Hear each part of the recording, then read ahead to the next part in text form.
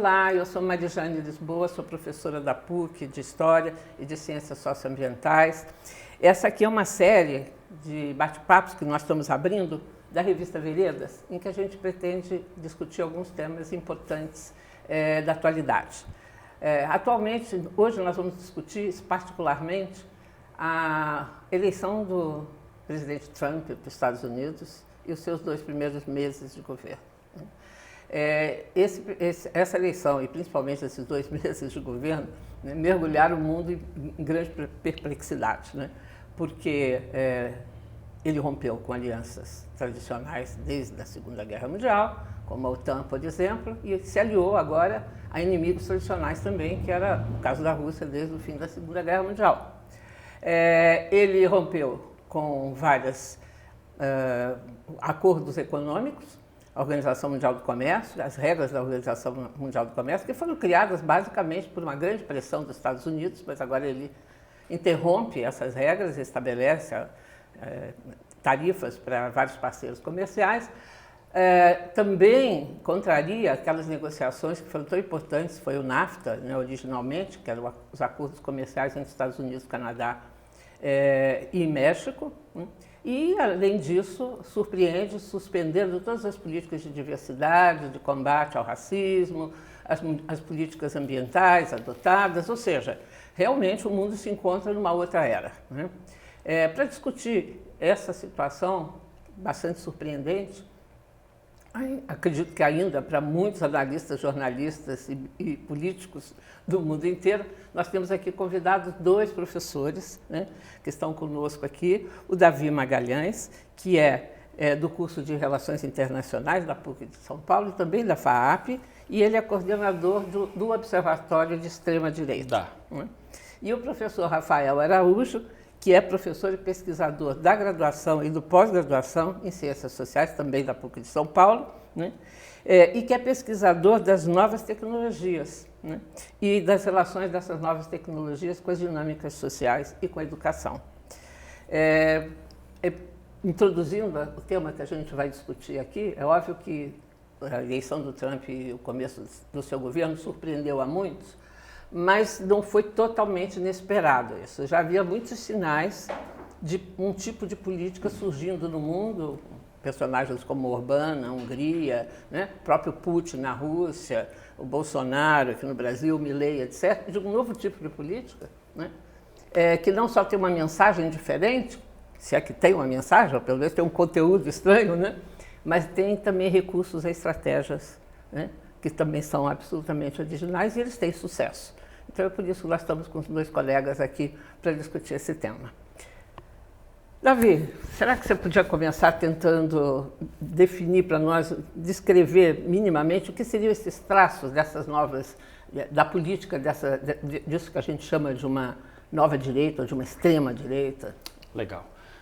Marijane, alguns pesquisadores têm se debruçado sobre esse fenômeno, né, e tentando historicizar desde o fim, né, do fascismo histórico, ondas de ascensão ultradireitista no mundo, né? Então você tem uma onda ali nos anos 50, formado pelo rebotalho ainda do nazismo e do fascismo, depois você tem uma onda nacional populista que ascende na Europa, sobretudo nos anos 60 e 70, e nos anos 80 tem uma terceira onda, né, que é quando surge boa parte desses partidos de direita radical populista que a gente encontra na Europa, né? Exemplo do atual partido da Marine Le Pen, que a gente chama hoje de Rassemblement Nacional, mas nasce lá atrás como Frente Nacional, o SVP na Suíça, os democratas suecos. Então eles surgem ali e tem algum momento eleitoral. Esses pesquisadores entendem que a gente está no meio de uma 4ª onda ultradireitista, que se explica, sobretudo se a gente olha para o norte, né, global, por 3 razões, né? São 3 gatilhos. A primeira razão teria sido o pós-11 de setembro, né? Ou seja, 11 de setembro vai, de certa forma, reverter uma tendência, né, liberal, de fluxo de comércio, de pessoas, né? Toda uma década de 90 de uma certa utopia, né, que a gente pensa, né? Democracia liberal, economia de mercado, né? Aquela ideia de uma comunidade global, de uma aldeia global, e isso teria sido revertido fortemente pelo 11 de setembro, porque aí fronteira, segurança, os temas, né, voltados mais para a soberania, né? Isso somado a uma disseminação, né, de um ódio anti-islâmico muito forte, que de certa forma alimenta também a direita radical. O outro fator importante seria 2008, a crise financeira e econômica, né, e seus reflexos, né, que vão levar, né, ao desemprego, né, a uma crise material, né, a falta de horizontes do ponto de vista de perspectivas sociais, e que vai produzir um grupo de ressentidos, né, que vai ser muito bem capturado por essa direita radical. E, finalmente, né, eu diria que que eles levantam que tem um terceiro ponto, que é a crise migratória de 2015 e 2016. Quando a gente tem os reflexos da Primavera Árabe, né, e não só, né, da Guerra Civil da Síria, junto com o Afeganistão, você tem um fluxo migratório muito grande indo para a Europa, e uma reação a esse fluxo, né, com uma base nativista, exclusivista, anti-imigração e extremista. Então a gente entende que, por exemplo, o partido AfD, que agora, né, muito recentemente teve o segundo maior, né, chegou no segundo lugar, né, nas últimas eleições, foi criado nesse contexto, né?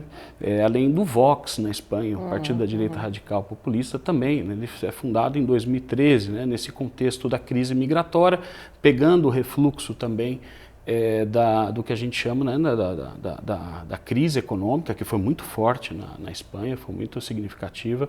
Então a gente tem uma série de elementos que envolve crise da democracia liberal, né, a gente tem reflexos, né, digamos, de longo prazo da globalização intensificados com a crise econômica e financeira, e por final você tem um elemento que é de uma disseminação de uma cultura cosmopolita, liberal e progressista que está gerando um backlash, né, que a gente chama, né, uma espécie de reação conservadora. Então isso tudo prepara um ambiente para algo que não é apenas localizado, né, como você muito bem mencionou, transcende, né, o local, né, é o Trump, mas é também o Bukele na América Central, é o Bolsonaro aqui no Brasil, o Giorgia Meloni na Itália, o Orbán.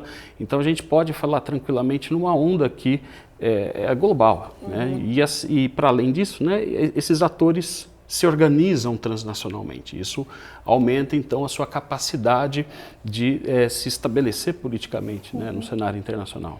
Agora é interessante, né, porque ao mesmo tempo que o conteúdo dessas políticas é de conservador para reacionário, né, os métodos utilizados, as estratégias, principalmente o recurso às tecnologias mais avançadas, é uma característica deles. Muitas vezes os grupos, os partidos políticos que os enfrentam com inferioridade de condição, porque continuam sendo, né, analógicos quando eles estão usando quer dizer, esse contraste entre o conteúdo reacionário e os métodos super avançados. Acho que o Rafael podia tentar nos explicar como é que isso surgiu. Eu acho que para a gente entender esse fenômeno, a gente precisa, enfim, saber do estágio de desenvolvimento tecnológico que a gente se encontra, a idade tecnológica que a gente está. E um momento em que essa tecnologia ela é tão forte por conta desses algoritmos, né? Então a gente tem aí um elemento que de fato muda esse jogo, que é o funcionamento desses algoritmos, que são regras, não é? Regras, diretrizes de programação, que, uma vez seguidas, vão direcionando aqueles usuários das redes, né, dos espaços tecnológicos. E o que eu acho que mudou efetivamente agora foi que o objetivo dessas forças políticas acabou por coincidir com o modelo de negócios das Big Techs. Então a grande questão que se põe é que o algoritmo ele é feito para reproduzir valores e reforçar esses valores. Uma vez que você tem valores polêmicos, esses valores que a gente tem visto cada vez mais ganhando espaço, esses valores dão audiência e o algoritmo é treinado para fortalecer essa audiência. Então é muito mais fácil a viralização de uma questão polêmica do que uma questão crítica, reflexiva, etc. Então isso contribui não só para o processo de despolitização, pelo qual a gente vive já há algum tempo, né, que é um processo longo e que vem sendo reforçado. E por despolitização eu não falo nem o tocar o assunto da política, mas o compreender a política na sua complexidade, nas suas implicâncias, né? Na verdade, você vai ter o Facebook, você vai ter o Google e todas essas grandes empresas interessadas no lucro. Né? E aí o que acontece? Esses temas polêmicos que ganham força são os temas de campanha dessa direita. Então, é um modelo de negócios para o Facebook, é um modelo de negócios para o Google, para o YouTube, etc., por conta da audiência. E estou dizendo isso porque se os valores que ganhassem audiência fossem valores de esquerda, eles também topariam. A questão não é essa. Então, a questão é, quando a gente vê essa força crescendo, e claro, o que o Davi falou é super importante, quer dizer, você tem uma conjuntura que explica esses valores estarem aí, mas isso acende uma luz para a gente olhar para como a nossa juventude tem crescido dentro desse espectro de valores. E como que as pessoas ganham a sua própria visibilidade nas redes ao propalar esses valores que muitas vezes são valores anti-humanistas, são valores que não deveriam ganhar força, mas que têm ganhado. Né? E você falando isso da juventude, de repente me ocorreu que alguns desses deputados mais votados são extremamente jovens, né? Aquele Nicolas lá de Minas, Ferreira. O outro aqui, o vereador mais votado aqui de São Paulo. Eu falei, quem é esse? Ah, não, é um cara, está lá nesses... Né? Então, de fato, tem essa característica de que a juventude lida com muito mais facilidade com todos esses instrumentos. A eleição do Milei mesmo, quer dizer, é uma característica dessa eleição, que ele foi muito bem votado entre os jovens. Aí a França, do Jordan Bardella, agora que veio a substituir a Marine Le Pen, o rapaz tem 30 anos de idade, foi o mais jovem eurodeputado, né, ele foi da campanha da Marine Le Pen, né, coordenou a campanha e já assumiu a última campanha. Ele é o sucessor imediato da Marine Le Pen. Provavelmente a gente não escute mais falar da Marine Le Pen. E ele é um cara que tem 3 milhões de seguidores no TikTok, não sai do TikTok, é redes sociais, né? Então tem uma inserção. A própria muito sobrinha forte. Dela também já era bem mais moça. Total, né? exatamente. Veja, se você, você falou dos políticos, né? Se a gente pegar os políticos que têm mais relevância nas redes sociais no Brasil, são praticamente todos da direita. Se a gente pegar, a gente vai ver 80% dentre os políticos que têm mais relevância estão no PL e no Republicanos. A exceção é do Janones, mas veja que o Janones também apela para a mesma estratégia. Para a mesma estratégia. Que é a estratégia da polêmica, que consegue viralizar. Da agressão, etc. E você vai fazendo isso sem perceber. Porque o que acontece? O algoritmo também te aproxima daquilo que você pensa, daquilo que você gosta. Então, são as chamadas bolhas, né? Quer dizer, a presença dessas bolhas elimina a pluralidade societária, a diversidade de opinião, que é fundamental para a política. Que é o que a gente chamava do espaço público, né? Quer dizer, o espaço onde pessoas com opiniões diferentes debatem. Né? Agora não é preciso, né? Agora você pode viver no seu pedaço. Quando surge a questão da internet como uma promessa de revolução no espaço público, né? A gente falava de uma ágora virtual. Sim. Porque você tem, finalmente, aquele que sempre foi um receptor passivo dos meios de comunicação tradicionais, agora como emissor, podendo. E, de fato, a primeira onda ela foi muito positiva. Se a gente pensar em movimentos como o movimento feminista, ele jamais estaria onde está sem a internet. Movimento ambientalista. Porque os discursos passaram a ser ouvidos. Aquilo que o Tocqueville falava de escutar as facções, nunca foi tão possível você ouvir os grupos de interesse e a partir dali fazer o que se quer com eles, né? Agora, essa é a questão, o que se fez com esses discursos que passaram a ser ouvidos? Agora, se a gente pegar em 2013, que foi um marco que você colocou, ali a esquerda ainda surfava na rede, né, na internet. É verdade. A partir de 2015 isso inverte. Em 2015 aí você passa a ter uma profissionalização de determinados grupos mais conservadores dentro da internet e são todas aquelas manifestações que passaram pelo impeachment, o protesto contra os grandes eventos aqui no Brasil, as Olimpíadas, a Copa. Esse é o momento em que a rede começa a ser mais conservadora e aí se começa a aplicar esse jogo de uma forma muito profissional. E de lá para cá a esquerda foi perdendo espaço dentro da rede E aí isso reforça discursos na microesfera, nas micro-relações, que são reproduzidas no WhatsApp, que é uma rede fechada. Então, como você não tem outras opiniões para problematizar o seu modo de ver, porque você está dentro dessa bolha, então você vai tomando por verdades, muitas vezes mentiras. Aí você tem o fenômeno das fake news. E aí o que acontece? A disseminação dessas notícias falsas também é um negócio. Também é um negócio. Então você tem uma questão ética muito forte que se coloca aí. É verdade. Mas que dificilmente cabe nessa esfera, porque ela será rebatida sob o discurso vazio da liberdade. A liberdade de expressão, pensamento, free speech, etc. Agora, juntando essas duas coisas, né? Quer dizer, tanto que o Davi comentou, quanto o que você falou, Rafael. Quer dizer, faz mais sucesso, obviamente, do ponto de vista dos algoritmos, as mensagens fortes, sensacionalistas, mesmo que mentirosas. Né? Se discute muito que as pessoas às vezes entram já sabendo que é mentira, mas não importa, chama atenção. Opa, fulano de tal foi encontrado não sei aonde. Né?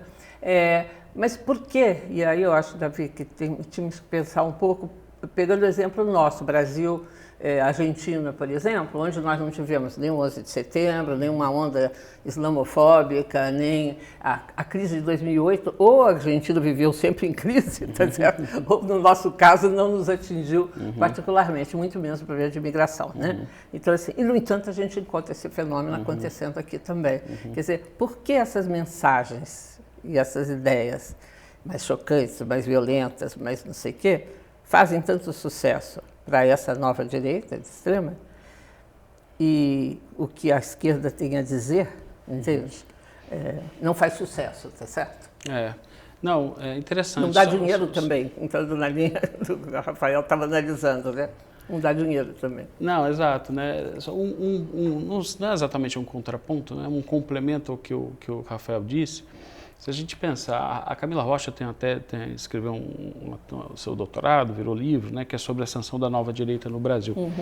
E ali eles ascendem fundamentalmente na internet nos anos 90, né? O Orkut, começa a surgir ali todo um culto em torno, sobretudo, do Olavo de Carvalho, no final dos anos 90, né, que ele começa a rebanhar esse grupo. Em 2005 ele vai para a Virgínia e ele se torna um dos primeiros youtubers do Brasil, né? Se a gente pensar a rigor, ele tem um canal ali que ele utiliza, né, para fazer o seu curso, né, cheio de aspas de filosofia, o outro para endereçar um discurso mais político para o grande público. Em pouco tempo ele já está em mais seguidores do que a Folha de São Paulo, o Estadão, tudo junto. Né? Então, eu entendo ainda que a direita conseguiu ocupar com mais eficiência esse espaço virtual e ainda nessa transição dos anos 90 para os anos 2000. Mas eu concordo contigo, Marijane, que quando o Casmudi apresenta esses 3 gatilhos, né, pelo menos 2, né, o Brasil e a América do Sul não passou por isso. Mas tem questões que estão colocadas aqui também. A crise da democracia, a identificação, né, de elites corrompidas que envelheceram no poder, essa coisa de você falar o PT e o PSDB fazem parte de uma mesma elite progressista, né, sustentada por uma elite fisiológica. Esse discurso que vamos chamar assim, populista, antissistema, anti-establishment, que fez muito sucesso, né, nessa ascensão de uma direita radical, vai cair como uma luva aqui para a direita radical. E potencializada pela Operação Lava Jato, que demonizou a classe política, os partidos estruturados, a política como um todo, né? Criando uma energia antissistema que possibilitou justamente a direita conseguir capturar essa energia, né, populista no sentido de não daqui que a gente conhece, o latino-americano, né?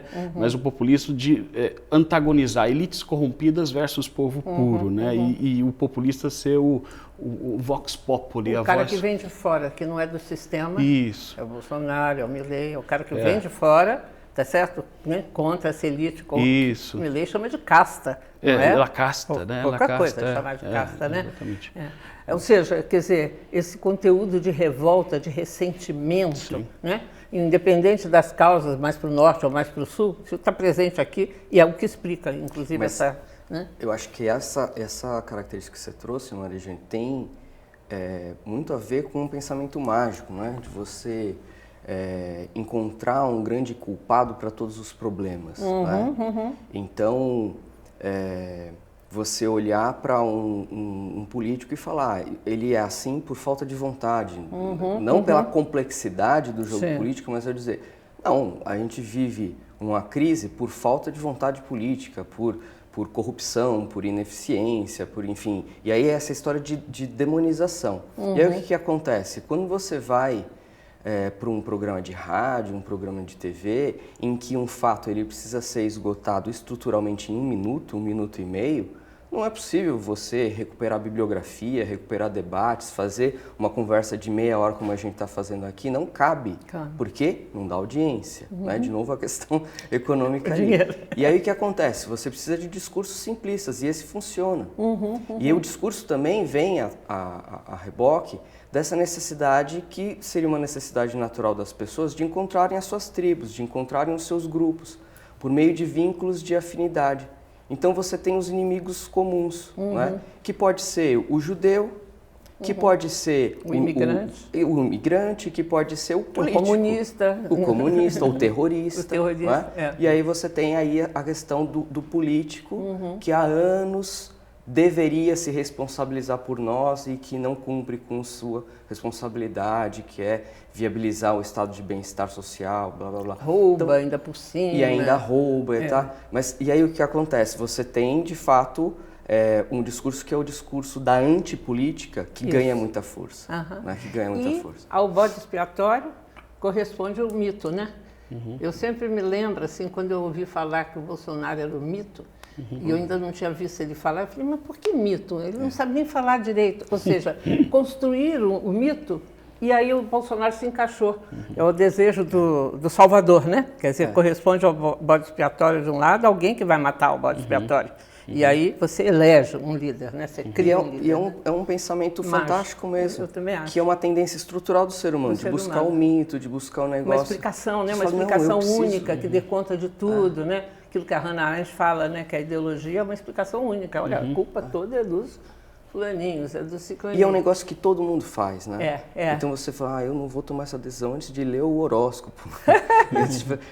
você toma essas decisões e coisas do dia a dia, enfim, que são coisas mágicas mesmo, né? Ou tipo, a minha mãe consegue, ela tem um sexto sentido, ela sabe que vai chover, né? Então, e você acredita de fato em coisas no nosso dia a dia. Agora, a grande questão é trazer isso para o jogo político.